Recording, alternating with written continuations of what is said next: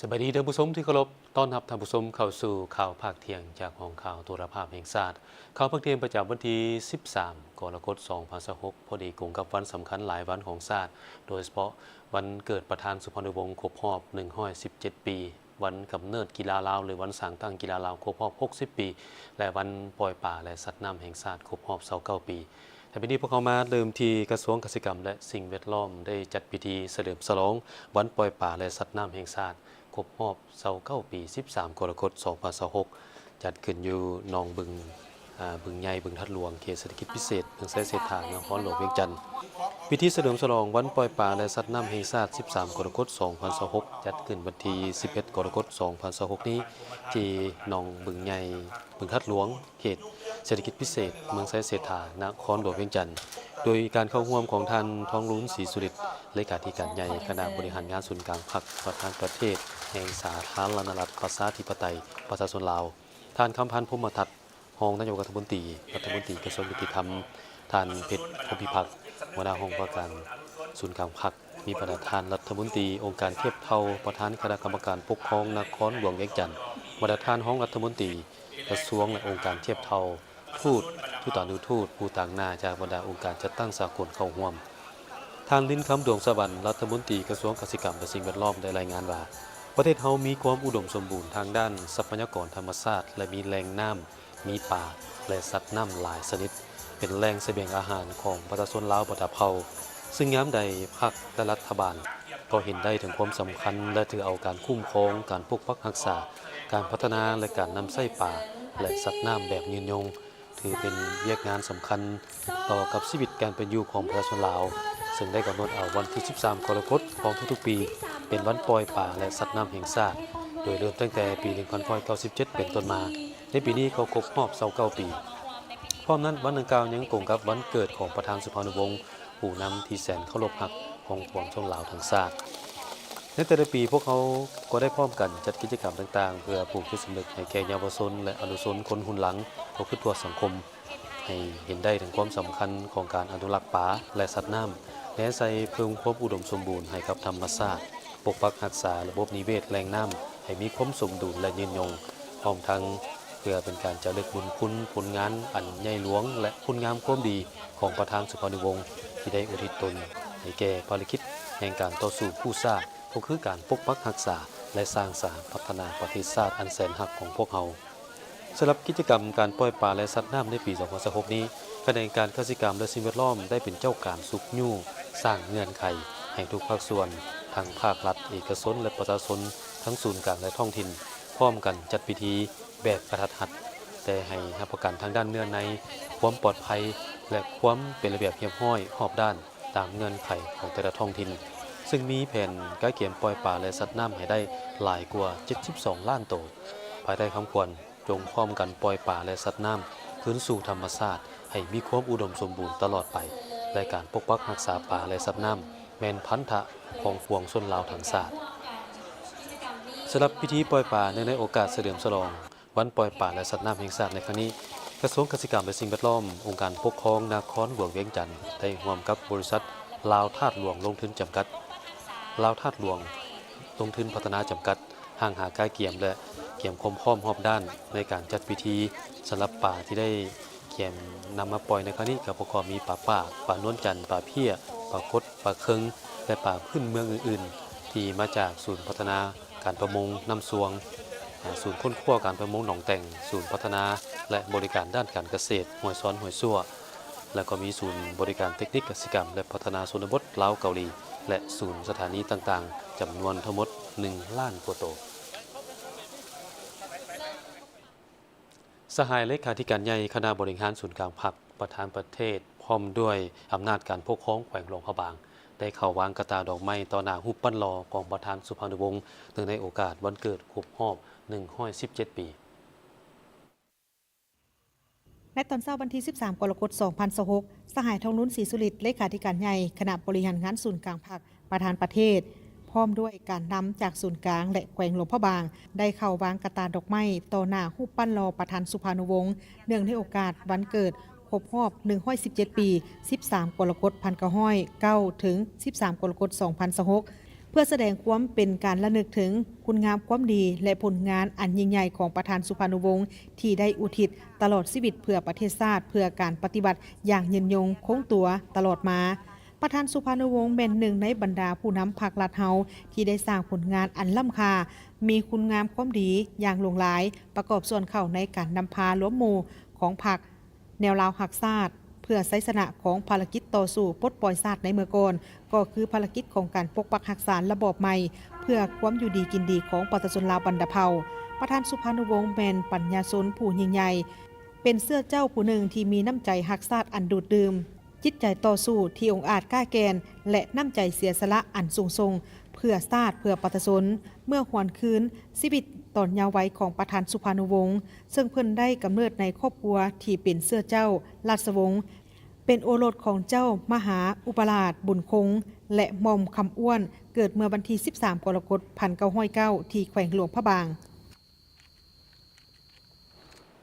พร้อมกันนี้ทานเลขาธิการใหญ่คณะบริหารศูนย์กลางพรรคประธานประเทศก็ได้เยี่ยมยามพื้นฐานการพัฒนาและพ่อแม่ประชาชนแขวงหลวงพระบาง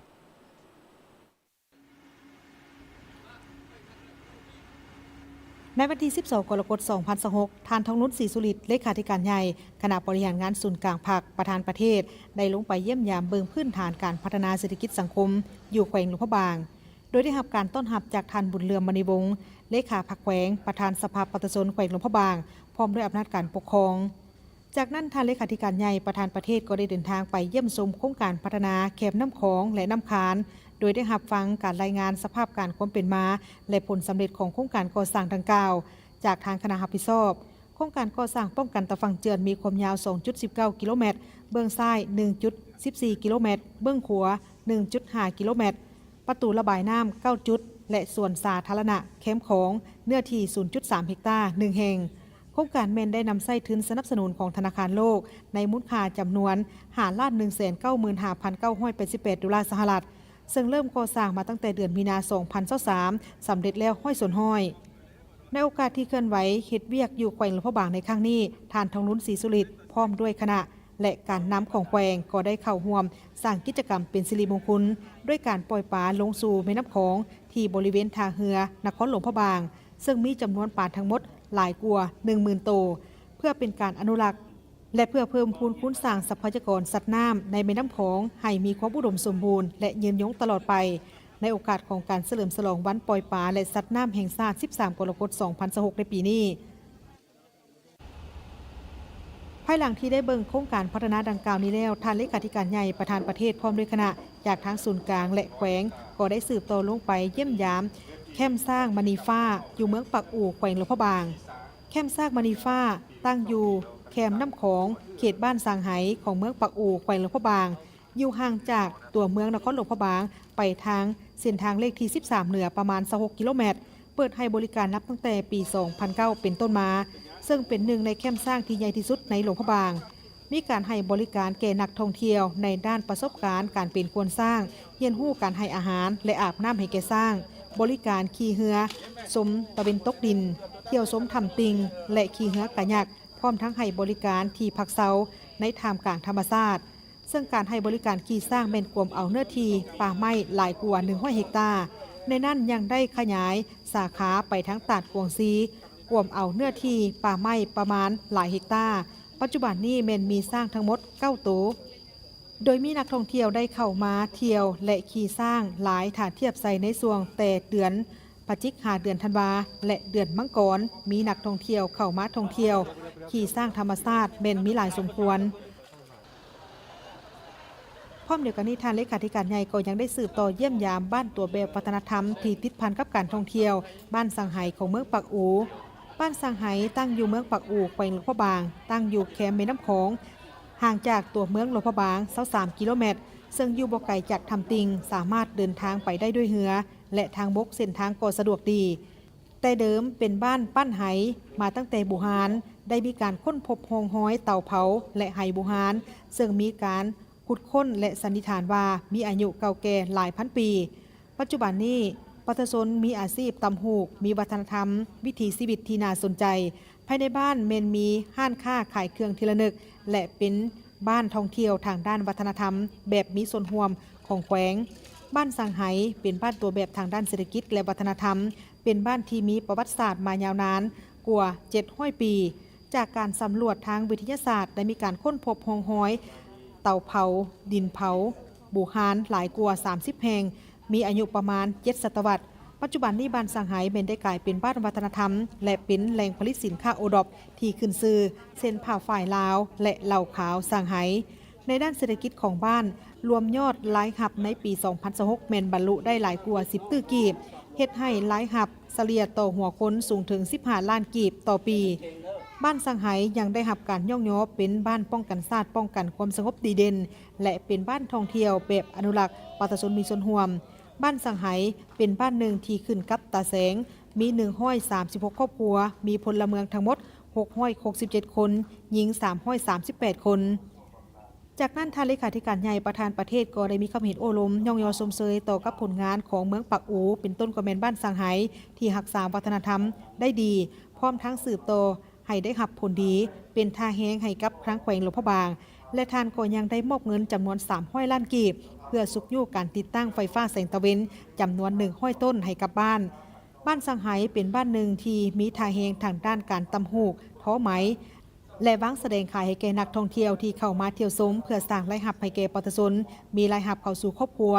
พร้อมกันนั้นทานก็ยังได้แสดงความสมเสยต่อกับบริษัทก็คือพ่อแม่ประชาชนบรรดาเผ่าที่ได้เอาใจใส่เข้าในการพัฒนาพื้นฐานเศรษฐกิจภายในโครงการสถานที่ท่องเที่ยวก็คือบรรดาบ้านของตนเฮ็ดให้บ้านนั้นมีการพัฒนาติดพันกับเวียกงานของการท่องเที่ยวเฮ็ดให้ประชาชนมีเวกเหตุงานทำมีรายรับเพิ่มเติมเข้าสู่ครอบครัวชีวิตการเป็นอยู่นับมือนับดีขึ้นตัวแทนสื่อมวลชนในทั่วประเทศได้ร่วมสัมมนาเสริมซึ่งเอกสารการเก็บให้แก่การดำเนินของประชุมเวียกงานสื่อมวลชนทั่วประเทศครั้งที่ 1ภายใต้คำขวัญเพิ่มทวีบทบาทการนำพาของพรรคพัฒนาเวียกงานสื่อมวลชนไปสู่คุณภาพใหม่อย่างแข็งแรงก่อนการดำเนินของประชุมเวียกงานสื่อมวลชนทั่วประเทศครั้งที่ 1ในระหว่างวันที่ 14 ถึงวันที่ 15 กรกฎาคม 2026ในเมื่อวันที่ 13 กรกฎาคม 2026ที่หอประชุมแห่งชาติได้มีการสัมมนาเสริมซุ้มเอกสารเพื่อกะเกี่ยมการดำเนินของประชุมเวียกงานสื่อมวลชนทั่วประเทศครั้งที่ 1ภายใต้หัวข้อเพิ่มทวีบทบาทการนำพาของพรรคพัฒนาเวียกงานสื่อมวลชนให้หันสู่คุณภาพใหม่อย่างแข็งแรงโดยการเป็นประธานของศาสตราจารย์ปริญญาเอกกีแก้วไข่คำพิทูลกรรมการกรมการเมืองศูนย์กลางพรรคประธานศูนย์กลางแนวราวสังชาติประธานสภาทฤษฎีศูนย์กลางพรรคผู้ชี้นำองค์การจัดตั้งมหาชนมีปริญญาเอกคำพันธ์เผยยวงศ์กรรมการกรมการเมืองศูนย์กลางพรรคหัวหน้าคณะโฆษณาคมศูนย์กลางพรรครองประธานสภาทฤษฎีศูนย์กลางพรรคมีบรรดาสหายเลขาธิการศูนย์กลางพรรคกรรมการศูนย์กลางพรรคสมบูรณ์สำฮองบรรดาสหายการนำอดีตการนำรัฐมนตรีรองรัฐมนตรีกระทรวงองค์การพร้อมด้วยนักข่าวสื่อมวลชนจากศูนย์กลางและท้องถิ่นเข้าร่วมศาสตราจารย์ปริญญาเอกกีแก้วไข่คำพิทูลได้เผยแพร่เอกสารเพิ่มทวีบทบาทการนำพาของพรรคต่อกับเวียกงานสื่อมวลชนและจรรยาบรรณสื่อมวลชนโดยได้ให้รู้ถึงการเพิ่มทวีบทบาทการนำพาของพรรคที่หมายถึงการยกสูงฐานะอิทธิพลของพรรคในการนำพาคุ้มครองสื่อมวลชนภายใต้ระเบียบกฎหมายที่กำหนดไว้เพิ่มทวีการนำพาของพรรคต่อสื่อมวลชนแม้นการกำหนดแนวทางหน้าที่การเมืองเพื่อรับประกันให้แก่สื่อมวลชนเป็นกระบอกเสียงที่แหลมคมของการจัดตั้งพรรครัฐและสังคมเพิ่มทวีการนำพาของพรรคแม้นการยกสูงความสามารถในการนำพาอย่างรอบด้านต่อสื่อสิ่งพิมพ์สื่ออิเล็กทรอนิกส์แม้นแนะใส่ในการพัฒนาสื่อมวลชนให้รับประกันการปฏิบัติหน้าที่การเมืองที่ได้รับการมอบหมายพร้อมกันนี้ท่านยังได้ยกให้เห็นถึงความหมายความสำคัญของจรรยาบรรณของสื่อมวลชนแม้นหลักการทางศีลธรรมเป็นข้อบังคับและมาตรฐานความประพฤติของผู้ที่ประกอบวิชาชีพสื่อมวลชนนักข่าวบรรณาธิการผู้ผลิตรายการรวมถึงนักสื่อออนไลน์ต้องได้ยึดถือและปฏิบัติอย่างเคร่งครัดเพื่อรับประกันให้แก่การเสนอข้อมูลข่าวสารมีความถูกต้องเป็นธรรมและเป็นประโยชน์ต่อสังคมในยุคปัจจุบันที่ข้อมูลข่าวสารเผยแพร่กระจายอย่างว่องไวโดยเฉพาะแม่นในสื่อสังคมออนไลน์จรรยาบรรณสื่อแม่นมีความจำเป็นที่เป็นกำแพงในการป้องกันบ่ให้เกิดความเสียหายแก่ภาครัฐรวมหมู่บุคคลและสังคมพร้อมกันนั้นผู้เข้าร่วมยังได้รับฟังเสื่อมซึมเอกสารกฎหมายสื่อมวลชนและนิติกรรมที่เกี่ยวข้องเติมอีกในยุคของการปฏิบัติอุตสาหกรรม 4.0 ที่ข้อมูลข่าวสารไหลเวียนอย่างให้พรมแดนและการก้าวกระโดดของ เทคโนโลยีปัญญาประดิษฐ์ AI เรียกงานสื่อมวลชนได้กลายเป็นแนวโคบทางด้านการเมืองแนวคิดที่แหลมคมและว่องไวกว่ายุคสมัย การที่ศูนย์กลางพรรคได้ตกลงปรับปรุงกงจักการจัดตั้ง โดยโอนเวียกงานสื่อมวลชนมาขึ้นกับคณะโฆษณาอุปมศูนย์กลางพรรคแม่นบาท9การหันเปลี่ยนสู่คุณภาพใหม่อย่างแข็งแรงเพื่อรับประกันการนำภาษีนำอย่างใกล้ชิดเด็ดขาดโดยกงและรอบด้านท่านผู้ชมในวันที่ 12 กรกฎาคมผ่านมาที่ศูนย์การค้าลาวไอเทคเราได้มีการเปิดกระบวนการคณะรับต้อนของประชุมเวียกงานสื่อมวลชนทั่วประเทศครั้งที่1เพื่อได้คำควรเพิ่มทวีบทบาทการนำพาของพรรคพัฒนาเวียกงานสื่อมวลชนไปสู่คุณภาพใหม่อย่างแข็งแรงซึ่งพิธีเปิดงานกระบวนการคณะรับต้อนของประชุมเวียกงานสื่อมวลชนทั่วประเทศครั้งที่1ในครั้งนี้โดยการเปิดงานของปริญญาเอกคำพันธ์เปิยวงศ์กรรมการกรมการเมืองศูนย์กลางพรรคหัวหน้าคณะโฆษณาอบรมศูนย์กลางพรรคมีท่านมอนไซลาวโมซ่งรองประธานสภาแห่งชาติท่านทองลีศรีสุริตกรรมการศูนย์กลางพรรคเลขาคณะบริหารงานศูนย์กลางสาวหนุ่มประชาชนปฏิบัติลาวพร้อมโดยภาคส่วนเกี่ยวข้องท่านทองลีศรีสุริตกรรมการศูนย์กลางพรรคเลขาคณะบริหารงานศูนย์กลางสาวหนุ่มประชาชนปฏิบัติลาวได้กล่าวว่าเพื่อปลุกระดมและสร้างกระบวนการอัดบทฟื้นกว้างขวางและมีเนื้อในการเมืองที่ลึกซึ้งในทั่วสังคมเพื่อคณะรับต้อนของประชุมเวียกงานสื่อมวลชนทั่วประเทศครั้งที่1ให้เต็มไปด้วยความหมายความสำคัญสูงสุดเพื่อส่องแสงและจารึกคุณงามความดีบทบาทการนำพาอันสลาดส่องใสของพรรคต่อเวียกงานสื่อมวลชนในตลอดระยะ76 ปีผ่านมาได้เฮ็ดหน้าที่เป็นแนวหน้าอันแหลมคมในการปกปักรักษาหากฐานแนวคิดอุดมการณ์ของชาติและก็เพื่อสร้างความรับรู้ความเข้าใจและยกสูงความรับผิดชอบของสังคมโดยเฉพาะแม่นสาวหนุ่มคนรุ่นใหม่ให้กลายเป็นนักสื่อสารที่มีคุณภาพนำใช้สื่อสังคมออนไลน์อย่างสร้างสรรค์ถูกต้องตามระเบียบกฎหมายและพร้อมกันปกป้องผลประโยชน์รวมของชาติและมาฮอดปัจจุบันโลกของพวกเราได้ก้าวเข้าสู่ยุคดิจิทัลและเทคโนโลยีปัญญาประดิษฐ์หรือ AI อย่างเต็มตัวเวียกงานสื่อมวลชนก็จะเป็นต้องมีการหันเปลี่ยนอย่างแข็งแรงให้ทันกับยุคสมัยดังคำขวัญของการจัดตั้งงานครั้งนี้ที่ว่า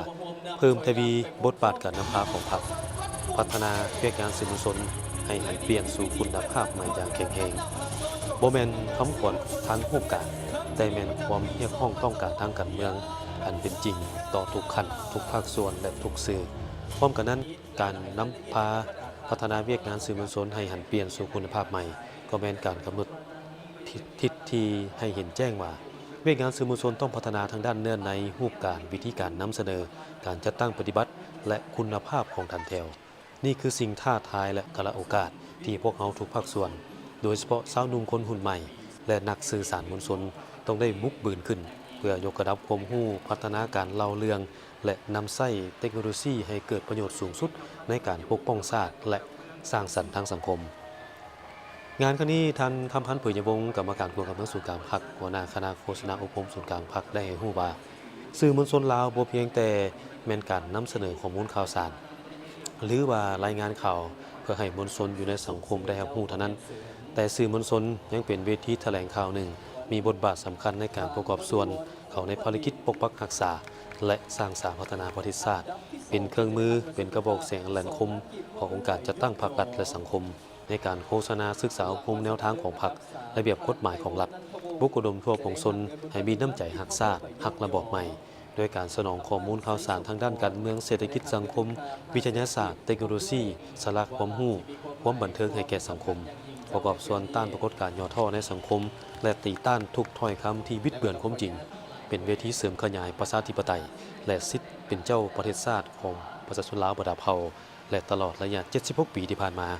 โดยภายใต้การนำพาโดยกองของพรรคการคุ้มครองอย่างใกล้ชิดของรัฐการสนับสนุนของประชาชนบรรดาเผ่าการช่วยเหลือจากประเทศเพื่อนมิตรยุทธศาสตร์และองค์การจัดตั้งสากลอื่นๆแถลงการต่างๆโดยเฉพาะแถลงข่าวสื่อมวลชนและพิมพ์จำหน่ายได้รับการพัฒนามีความก้าวหน้าเติบใหญ่และเข้มแข็งอย่างบ่หยุดยั้งประกอบส่วนเขาในการโฆษณาเผยแพร่การเคลื่อนไหวเวียกงานการต่างประเทศเชื่อมโยงกับภาคพื้นและสากลประสบผลสำเร็จอย่างสง่างามซึ่งได้เฮ็ดให้ฐานะบทบาทและชื่อเสียงของประเทศลาวพ้นเด่นขึ้นในเวทีภาคพื้นและสากลมาฮอดปัจจุบันเวียกงานแถลงข่าวสื่อมวลชนได้สืบต่อเติบใหญ่ขยายตัวท่ามกลางสิ่งท้าทายทดสอบนานาประการ อันพ้นเด่นแมนได้ปรับเปลี่ยนรูปแบบการเผยแพร่ข้อมูลข่าวสารผ่านระบบออนไลน์ เพื่อกระจายข้อมูลให้สังคมได้รับรู้อย่างทั่วถึงทั้งรับประกันความถูกต้องว่องไวและชัดเจนตอนเช้าของวันที่ 11 กรกฎาคมผ่านมาที่สวนประตูไซนครหลวงเวียงจันทร์กระทรวงโยธาธิการและขนส่งได้จัดพิธีย่างเพื่อสุขภาพ เพื่อเฉลิมฉลองวันสั่งตั้งกระทรวงโยธาธิการและขนส่งครบรอบ 75 ปี โดยการเข้าร่วมของท่านเฉลิมไซกรมสิทธิ์รองนายกรัฐมนตรีท่านเล็กหลายศรีวิไลรัฐมนตรีกระทรวงโยธาธิการและขนส่งมีรองรัฐมนตรีบรรทานการนำทุกขั้นทั้งศูนย์กลางและองค์การปกครองนครหลวงเวียงจันทร์ภาคส่วนธุรกิจที่เกี่ยวข้องนักเรียนนักศึกษาเข้าร่วมท่านเล็กหลายศรีวิไลได้กล่าวว่าในนามต่างหน้าให้กระทรวงโยธาธิการและขนส่งก็คือในนามคณะกรรมการแห่งชาติด้านความปลอดภัยทางหลวงรู้สึกเป็นเกียรติและภาคภูมิใจเป็นอย่างยิ่งที่ได้เข้าร่วมงานกิจกรรมอย่างเพื่อสุขภาพเพื่อเป็นการสร้างขบวนการคำนับรับต้อนและเฉลิมฉลองวันสร้างตั้งกระทรวงโยธาธิการและขนส่งครบรอบ 75 ปีวันที่ 13 กรกฎาคม 1951 วันที่ 13 กรกฎาคม 2026 ซึ่งรัฐบาลได้ออกดำรัสของนายกรัฐมนตรีฉบับเลขที่ 175/นย.ลงวันที่ 4 มิถุนายน 2026 ว่าด้วยการรับพ้องเอาวันสร้างตั้งกระทรวงโยธาธิการและขนส่งในวันที่ 13 กรกฎาคม ปี 1951 พร้อมนั้นก็เฉลิมฉลองวันดังกล่าวไปพร้อมกับการจัดกิจกรรมเพื่อเผยแพร่โฆษณาลดพรอุบัติเหตุตามท้องถนนภายใต้คำขวัญทันสมัยสัญจรปลอดภัยก้าวไปอย่างยืนยงในแต่ละปีอุบัติเหตุทางถนนได้สร้างความเสียหายอย่างมหาศาลให้แก่ชีวิตทรัพย์สินและทรัพยากรมนุษย์ของชาติเฮา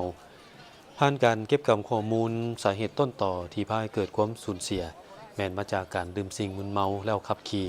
ขับรถไปเกินกำหนดการจัดกิจกรรมนี้ยั่งยืนอีกเท่านึงถึงความเป็นห่วงเป็นใยความเอาใจใส่และความรับผิดชอบของรัฐบาลก็คือองค์การปกครองท้องถิ่นต่อเวียกงานความปลอดภัยทางหลวงทั้งเป็นการจัดตั้งปฏิบัติกฎหมายว่าด้วยการจราจรทางบกยุทธศาสตร์แห่งชาติด้านความปลอดภัยทางหลวงและมติขององค์การสหประชาชาติเกี่ยวกับการปรับปรุงความปลอดภัยทางหลวงในทั่วโลกแนใส่เพื่อโฆษณาสร้างสติและปลูกจิตสำนึกให้ประชาชนทุกชั้นคนทั่วสังคมเห็นได้ถึงภัยอันตรายของการละเมิดกฎจราจรเป็นต้นเป็นการขับขี่รถไวการดื่มสิ่งมึนเมาแล้วขับรถซึ่งเป็นสาเหตุส่วนใหญ่ในการเกิดอุบัติเหตุเห็นได้ถึงผลกระทบและผลสะท้อนการเกิดอุบัติเหตุต่อการดำรงชีวิตของคนในสังคมต่อเศรษฐกิจและการพัฒนาของชาติการย่างครั้งนี้แม้นเริ่มจากสวนประตูไซไปตามถนนล้านสร้างฮอดหอคำและเลี้ยวกลับคืนสวนประตูไซนอกจากการย่างแล้วในพิธียังได้มีการวางแสดงผลงานของบรรดากลุ่มกองหัวหน่วยธุรกิจจำนวน10 กว่าหัวหน่วยเพื่อให้บรรดาผู้เข้าร่วมและนักท่องเที่ยวเข้ามาเที่ยวชมต่อผลงานในแขนงโยธาธิการและขนส่งตลอดระยะที่ผ่านมาจากนี้พวกเขาไปพักก่อนเพื่อหนึ่งจะหน่อยมาติดตามข่าวต่างประเทศและข่าวกีฬา